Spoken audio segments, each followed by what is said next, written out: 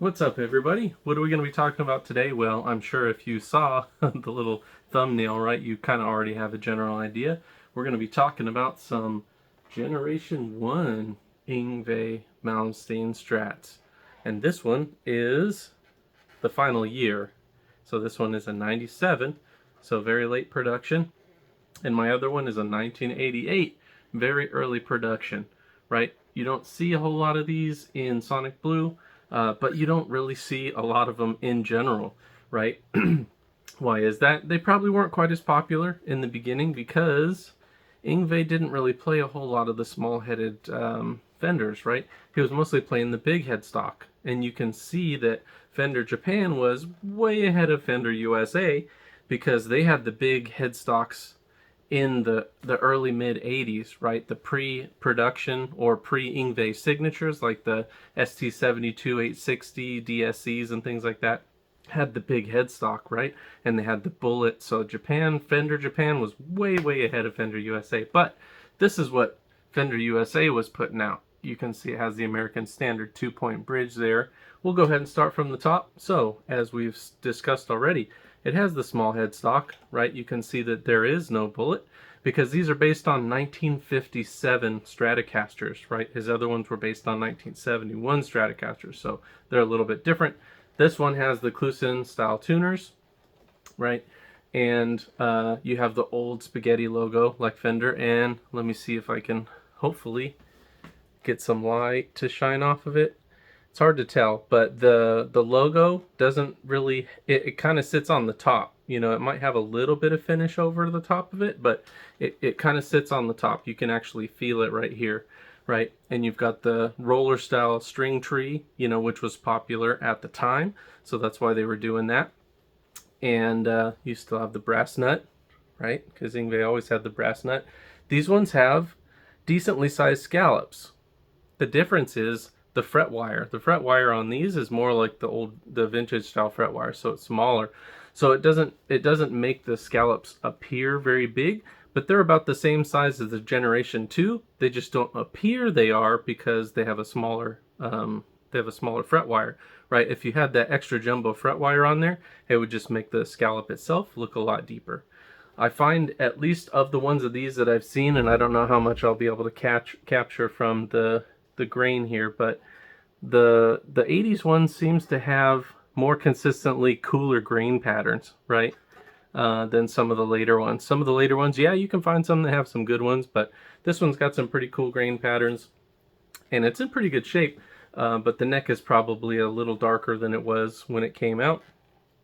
And moving on down, so to the body, this should be HS3, and a Fender American single coil in the bridge, but it looks like they might have been swapped out. I didn't pull this pick guard, you know, because I just wanted to get it together and playing when I got it. I had to change the strings and set it up and polish the frets and all that stuff.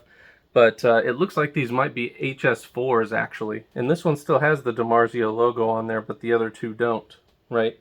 These ones are a little different than the newer ones too, because they don't have a speed volume, right? But they do have the treble bass expanding pots. So right at the middle, right at volume 5 on the tone, you hit a little notch. And then when you go beyond that, that's expanding the treble beyond the regular realm, right?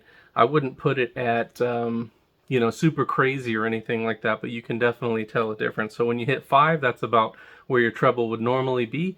And then once you go from 5 to 10, that's like going to 11, right? Then you have the Fender Standard Tremolo. Some people like these, some people don't. I'm kind of indifferent to them. They have a smaller bridge block, which of course you can't see because I like the cover plates on mine.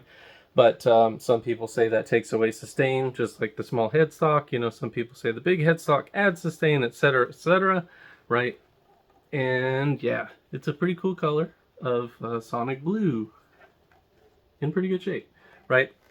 These also have 5-way switches.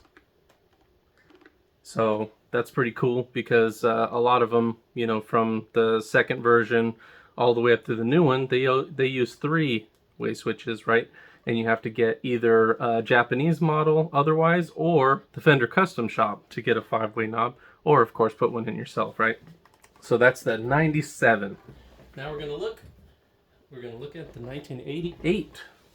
So this one I got, and it had, oh, you can really see right there. See what I was talking about the logo? Caught it just at the right angle, so you can see it kind of sits on the top. That's normal, right? Signature on the headstock. This one has the DiMarzio tuners, right? You don't see too many of these. These were only the early ones. Still got the brass nut, right?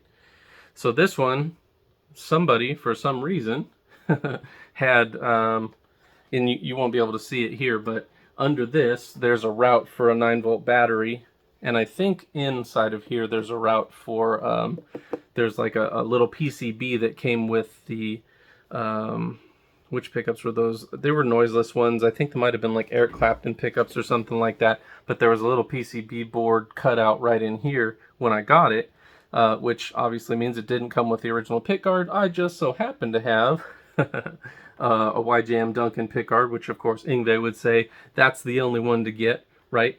And it sounds fantastic. And since it's the official one from Duncan, but since I guess it's not from Fender, they don't give you the tone bypass. So this doesn't have the no-load tone pot like the newer ones do, right? It does have the speed pot for the volume, super easy to turn, has a 5-way switch. So that's another way that you can get 5-way switch out of your YJM, is if you buy one of the aftermarket pickguards. They're official from Duncan, but still they only come with 5-way and not having a no-load tone pot. I don't know if it'll come through, but I'll try to see if it will. There's a lot of checking down. Yeah, you can kind of see it right in here. But it's like that all the way across the whole neck, and it looks super cool. You know, it just looks like it's old. Because, I mean, it is. This is a 1988 at this point, right? So it's been around a little while. Been around the block. I don't know if you'll be able to see it, but right here somebody had put like a round sticker at some point. So, of course, I took it off because I don't like stickers on guitars. Even Yngwie stickers on guitars, I don't really care for them.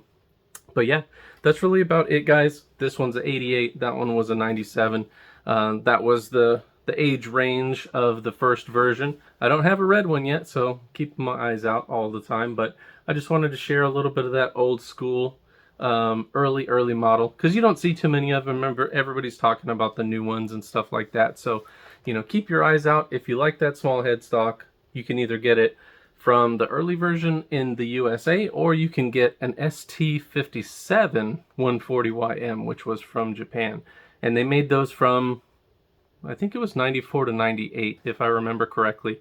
And they're also very well made guitars, so don't be afraid to pick one up. If you like my content, please like, share, comment, and subscribe. Thank y'all.